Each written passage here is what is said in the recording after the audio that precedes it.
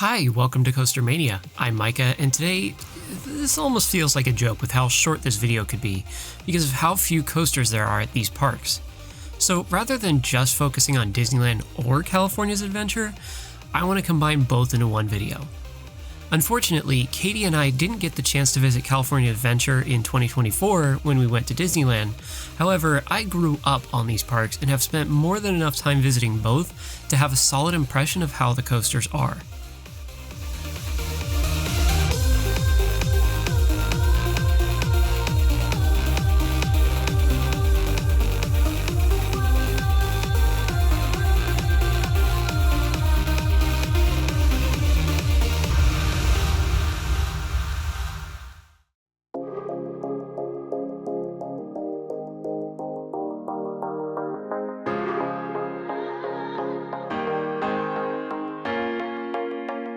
Like most kids born in Southern California in the 90s, I basically grew up on Disneyland.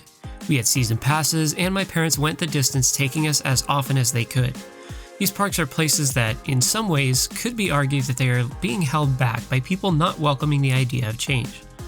Since most of the rides have been installed, barely anything new or different has come to the park. Sure, certain rides have been rethemed and remodeled, but the core experience of Disneyland has stayed almost entirely the same for the past 70 years. This isn't all bad, however, since this park has some of the best theming and layout design of any amusement park out there. But some of that is definitely held back a bit by this unwillingness to change. Without going more into doom and gloom, let's focus on the roller coasters at these parks. I mean, we are coaster enthusiasts after all. This coaster is a Vekoma Junior coaster that was opened in 1993 as a part of Toontown. It is 27.9 feet tall, 679 feet long, and has a top speed of 21 miles per hour. It's a fairly common clone layout from Vekoma and doesn't do much that's exciting. The highest praise I can give this coaster is the theming of the area around it. There's a bunch of moving parts that give this coaster more dynamism than you'd expect. Circling around the small pond is a fun feeling, but if you're looking for a forceful experience, this ain't it. When I first visited California's Adventure as a kid, this coaster was named Mulholland Madness, and I still think of it as that. Goofy's Sky School is a mock ride's Wild Mouse. Need I say more? It's the same clone layout as the rest of the Wild Mouse coasters out there, except some of the drops are less steep. It's better than a short family coaster, but it doesn't exceed the rankings of the other coasters at the two parks. The best thing I can say about it is that it's at least smooth. Some of the Wild Mouse coasters out there are on the much more janky side. You can tell that this one gets a lot of TLC. The same thing applies here. The extra theming elements do help elevate the experience slightly, but not by much. Matterhorn bobsleds is an all-time classic and exists as one of the first modern roller coasters that utilize tubular steel rails. It is supposed to have an Ace Roller Coaster Landmark placard, but for some reason, Disney has opted to never publicly display it. Matterhorn Bobsleds is an aerodynamics roller coaster opened in 1959. It is 80 feet tall and features a little over 2,000 feet of track. There are two sides and the layouts are slightly different depending on which side you ride. This coaster feels completely out of control and integrates well with its theming elements. This coaster navigates its turns quite quickly, and because of the classic aero jank, throws you around a decent bit. It definitely runs on the slow side, but with the huge amount of theming this coaster has, it's hard to not find an enjoyable ride experience here. This, to me, feels like one of the best rides in Disneyland specifically, although it feels like a complete juxtaposition as well. The original coaster was built by Aero and is 2,671 feet long and has a top speed of 28 miles per hour. This coaster features 3 separate lift hills and several block zones, meaning that the capacity of this ride is actually quite high. The actual ride experience isn't incredibly forceful, but parts of it feels like it gives babies first airtime. There's multiple tiny dips throughout the ride that are approached at a decent speed, meaning that they can give some very mild floater for a split second. Where this ride excels, unsurprisingly, is its theming. I mean, as a kid, if you love trains, then this ride is like heaven for you. Dodging in and out of the rockwork all while being pulled by a locomotive makes this a great ride experience. It also helps greatly with how long this ride is too, or at least the duration of it.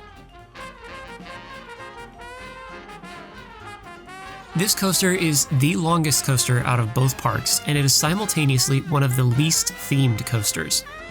Originally, it opened as California Screamin' and was themed somewhat to being a boardwalk wooden coaster found at many boardwalk parks in California.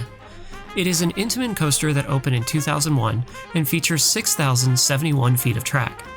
It currently sits in the top 10 longest roller coasters in the world, but is not really deserving of much note beyond this. It is also the tallest coaster at either Disney park, and one of the fastest too. This really isn't saying much since it really just meanders through a mostly uneventful layout. Sure, there's the bunny hills that can provide some floater airtime, and sure, there's the loop which is visually iconic, but it isn't very forceful. The retheme that was done to this coaster to make it fit in with the Pixar theme did add somewhat to the ride experience, but it honestly feels quite lazy. I know I'm harping on this coaster a lot, but there's over 6,000 feet of track here. Surely they could have done more with it, right? Really though, being the only coaster between these two parks that features a launch and an inversion makes it stand out quite a bit. It definitely does make for a fun ride, but I still wish it could do just a bit more. Number 1. Space Mountain.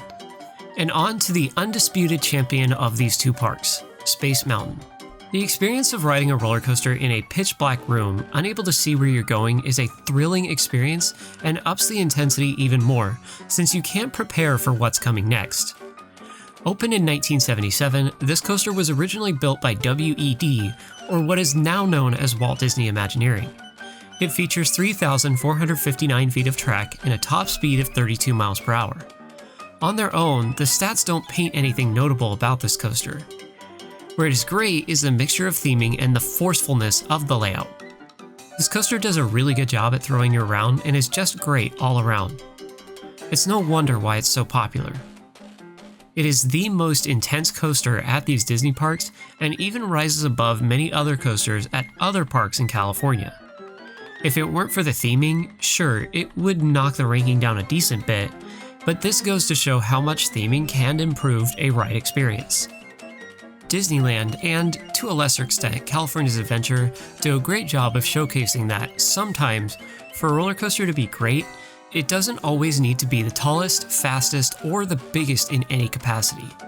What I think is shown well with these coasters is great roller coaster design. There is nothing notable here in terms of those factors, but the coasters here still remain beloved despite that fact.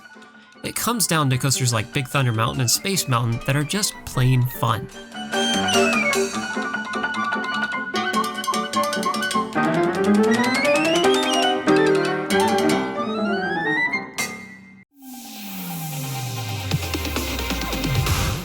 Thank you so much for watching this video. Don't forget to leave a like and comment below and hit that bell icon. Special thanks to our Patreon supporter, Future Collective.